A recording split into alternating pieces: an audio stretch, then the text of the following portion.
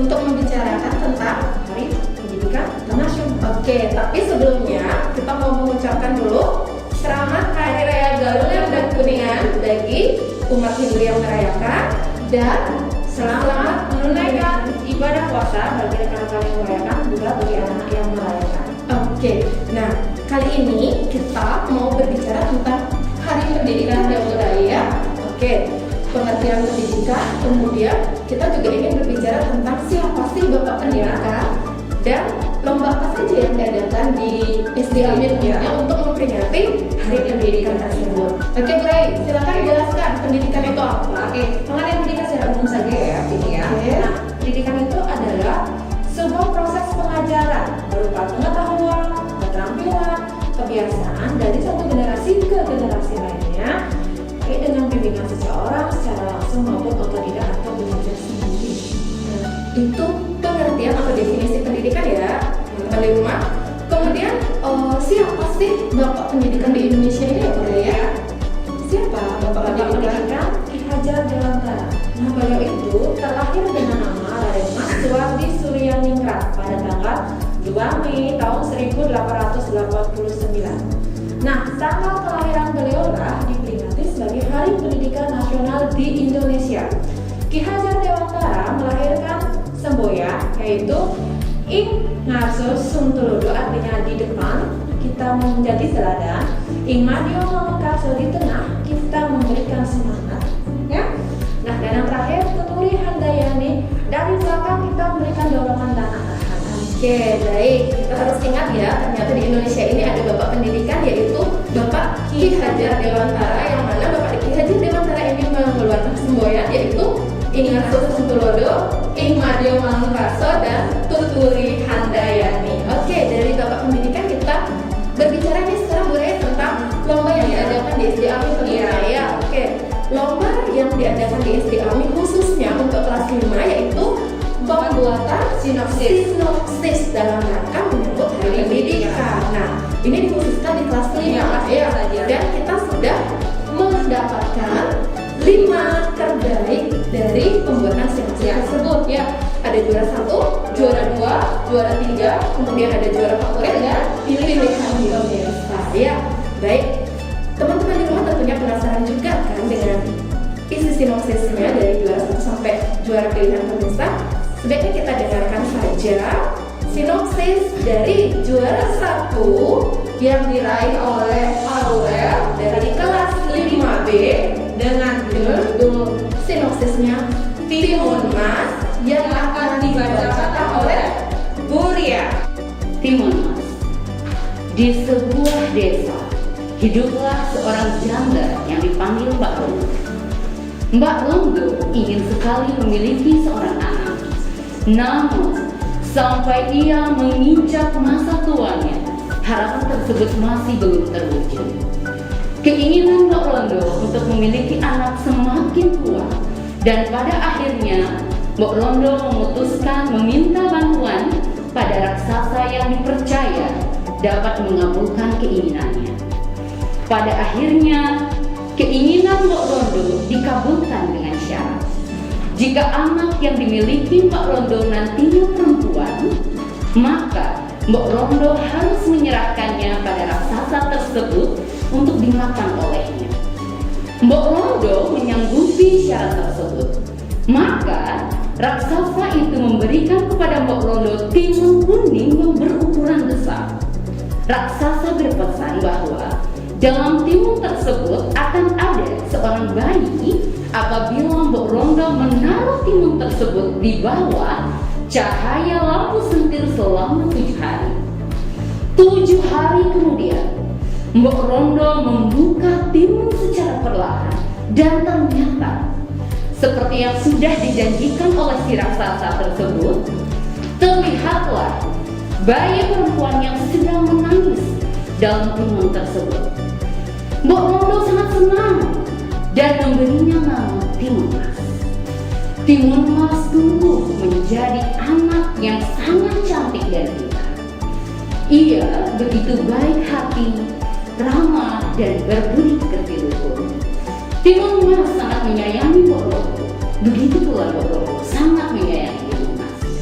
Namun kebahagiaan itu tiba-tiba meredup ketika 17 tahun kemudian sang raksasa datang ke tempat tinggal Mbok Rondo dan menagih janji yang pernah diikrarkan oleh Mbok Rondo. Mbok Rondo berusaha agar Timun Mas tidak diambil oleh si raksasa, tetapi raksasa tetap menagih balas budi. Timun Mas berkata bahwa ia akan menyerahkan diri. Namun, Mbok Rondo menyuruhnya melarikan diri dengan membawa kantung yang berisi biji mentimun, jarum, garam, dan terasi. Ketika raksasa mengejar Timun Mas melempar biji mentimun, lalu muncullah kebun mentimun. Raksasa yang kelaparan akhirnya memakan timun-timun tersebut. Kemudian Timun Mas melempar jarum lagi, dan tumbuhlah hutan bambu yang menghalangi si raksasa tersebut. Tak lama kemudian, Timun Mas melempar garam. Tiba-tiba tampak lautan, tetapi raksasa bisa berenang dan mengejarnya. Terakhir, Timun Mas akhirnya melemparkan terasi dan berubah menjadi lautan lumpur.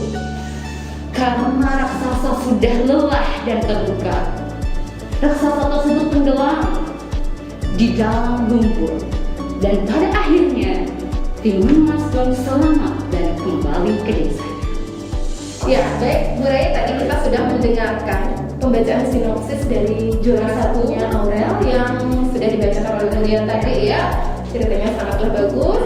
Kita lanjut ke sinopsis juara yang kedua dengan judul sinopsisnya Putra Lokan diraih oleh Tirta dari kelas 5B dan akan dibacakan oleh Bu Mela. Putra Lokan. Pada zaman dahulu di Kepulauan Riau diceritakan ada seorang raja yang bijaksana. Raja mempunyai seorang istri yang cantik jelita.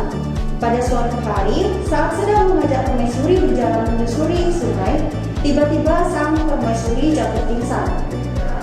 Dari hasil pemeriksaan tabib istana, diketahui sang permaisuri sedang mengandung.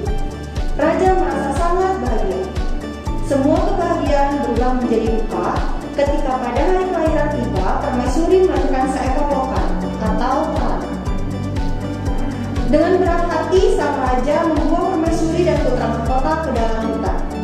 Di tengah hutan, permaisuri dan putranya ditolong oleh seorang nenek pencari kayu bakar.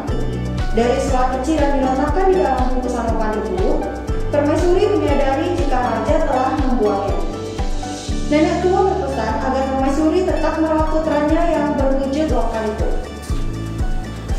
Setelah berhasil menerima kenyataan yang menimpanya, permaisuri memberi nama sang putra mahkota dengan panggilan Putra Lokan. Mereka hidup dengan damai. Putra Lokan dibuatkan sebuah kolam untuk tempat tinggalnya. Hingga pada suatu hari muncullah seorang pemuda tampan dari dalam kolam. Permaisuri sangat terkejut ketika mengetahui jika pemuda tampan itu adalah putranya. Dengan hati yang puas, kemudian mereka keluar dari hutan dan tinggal sebuah desa dekat istana. Dengan bantuan wasir, orang kepercayaan raja, Putra Lokan menyerang kerajaan yang telah dikuasai bendahara raja. Putra Lokan juga membebaskan raja yang disekap di dalam sumur beracun. Raja sangat terkejut mengetahui jika Putra Lokan adalah putra mahkota kerajaan. Semenjak itu, mereka semua hidup bahagia di istana. Pesan dari cerita itu adalah agar kita tidak memandang sesuatu hanya dari penampilan luarnya saja.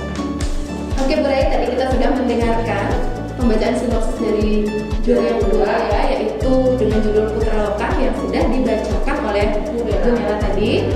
Sekarang kita lanjut ke juara yang ketiga, yaitu yang diraih oleh Andika dengan kelas 5A dengan judul sinopsisnya Keluarga Si Kepak ya, yang akan dibacakan oleh Bu Eka. Keluarga Si Kepar. Di sebuah desa, hiduplah seorang anak bernama Kepar. Ia hanya tinggal bersama dengan ibunya. Kepar sangat merindukan sosok seorang ayah. Ia juga iri melihat teman-temannya yang dapat memancing dan berburu bersama ayahnya. Kepar sering bermain bersama teman-temannya. Namun, teman-temannya sering menghina Kepar dengan ucapan "Kepar anak janda tidak punya ayah. Mendengar hinaan itu, Kepar menangis dan pulang menemui ibunya untuk menceritakan kejadian yang dialaminya. Dengan sedih, ibunya menceritakan tentang perceraiannya dengan ayah Kepar. Ibu Kepar menceritakan bahwa ayahnya masih hidup dan tinggal di desa seberang. Mendengar cerita dari ibunya, si Kepar bahagia karena masih memiliki ayah dan bukan anak seorang janda. Keesokan harinya, Kepar lalu berpamitan kepada ibunya untuk menemui sang ayah. Ia berjanji kepada ibunya akan kembali lagi ke rumah bila sudah menemui ayahnya. Berhari-hari Kepar berjalan menuju desa ayahnya. Ketika sampai, Kepar bertanya kepada penduduk di desa di mana ayahnya tinggal. Seorang penduduk desa menunjukkan sebuah perkebunan yang rupanya perkebunan itu milik ayah Kepar. Lalu Kepar berjalan menuju kebun ayahnya. Seorang laki-laki menghampiri Kepar kemudian memandang wajah Kepar. Di wajah itu, laki-laki itu melihat mata yang kecil dan teduh seperti mata mantan istrinya. Ia juga melihat alis yang tebal seperti alisnya. Lama dia memandang Kepar dan bertanya, "Siapa nama ibu dan ayahmu, Nak?" Kepar lalu menjawab pertanyaan itu. Seketika itu juga laki-laki setengah baya itu memeluk dan berkata, "Akulah ayahmu, Kepar." Senyum Kepar pun merekah mengetahui dia telah berhasil menemui ayahnya. Sang ayah lalu mengajak Kepar ke pondoknya. Di sana, Kepar dijamu dengan minuman dan buah-buahan yang enak. Kepar lalu memutuskan untuk tinggal sementara bersama ayahnya karena ayahnya tinggal seorang diri. Setiap hari, Kepar membantu ayahnya berkebun sehingga perkebunan ayahnya semakin berkembang. Suatu hari, Kepar kembali teringat kepada ibunya. Ia lalu meminta izin kepada ayahnya untuk menjenguk ibunya. Sampai di tempat ibunya, si Kepar menceritakan ayahnya yang sudah suka berkebun dan ia selalu membantu sang ayah. Oke, tadi kita sudah mendengarkan juara 3-nya ya Bu Raya. Baik, kita lanjut saja sekarang ke juara favorit. Nah, juara favorit itu diraih oleh Bayu dengan judul sinopsisnya Rahasia Tergelap dari kelas 5A. Nah, sinopsis ini akan dibacakan oleh Bu Wiwi. Rahasia Tergelap. Kisah ini menceritakan tentang kejadian bunuh diri misterius di sebuah kampus. Diawali dengan kejadian bunuh diri seorang gadis bernama Merly. Teman-teman Merly bernama Giselle, Dalila, Pauline, Beatrice, dan Ella adalah kelompok remaja yang bersahabat dan mereka menemukan keganjilan pada kasus bunuh diri Merly. Di kampus tersebut juga ada kelompok mahasiswa putra yang tergolong populer, yang terdiri dari Daryl, Justin, Josh, Dante, Craig, dan Yuga. Mereka juga mencurigai ada suatu keganjilan pada kasus bunuh diri Merly dan memilih pendapat bahwa itu adalah kasus pembunuhan. Akhirnya, kelompok mereka berdua bekerja sama dalam memecahkan kasus tersebut. Tidak disangka, dalam perjalanannya muncul korban berikutnya, yaitu Ella yang merupakan sahabat Giselle. Dalam penyelidikan tersebut, mereka juga melibatkan seorang hacker legendaris bernama Erika Gulu. Erika banyak membantu mengumpulkan bukti-bukti yang mengarah kepada si pelaku. Kisah ini diwarnai dengan persahabatan, pengkhianatan, dan rasa iri dengki yang pada akhirnya akan terungkap siapa pembunuh sebenarnya dan apa motif dibaliknya. Baik Bu Rai, tadi kita sudah mendengarkan sinopsis dengan judul Rahasia Terdalam dari Bayu ya, yang dibacakan oleh Bu Wiwi. Nah, kita yang terakhir Bu Rai, yaitu juara pilihan pemirsa. Ya, sekarang itu juara pilihan pemirsa ya Bu Rai ya. Yang terakhir yang didapatkan oleh Regina dari kelas 5A dengan sinopsisnya Malin Kundang dan dibawakan oleh Bu Tari. Kepada Bu Tari, kami silakan. Malin Kundang. Dahulu kala adalah kehidupan keluarga yang sangat miskin yang terdiri dari ayah, ibu, dan seorang anak laki-laki yang bernama Malin Kundang.